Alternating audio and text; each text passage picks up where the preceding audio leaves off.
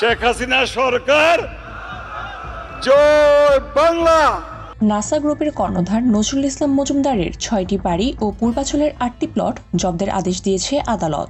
একই সঙ্গে তার 55টি কোম্পানির 56,58,50,000 শেয়ার অবরুদ্ধের আদেশ দেওয়া হয়েছে।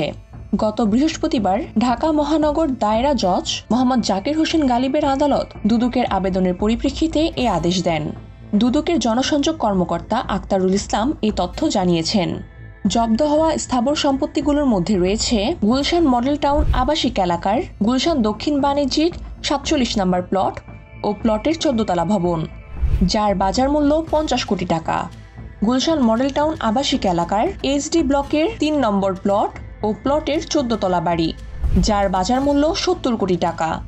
এর আগে গত 16 ফেব্রুয়ারি জ্ঞাত আয়ের বহির্ভূত 781,31,22,454 টাকার সম্পদ অর্জনের অভিযোগে দুদকের সহকারী পরিচালক মোহাম্মদ শাহজাহান মিয়াজ বাদী হয়ে তার বিরুদ্ধে মামলা করেন।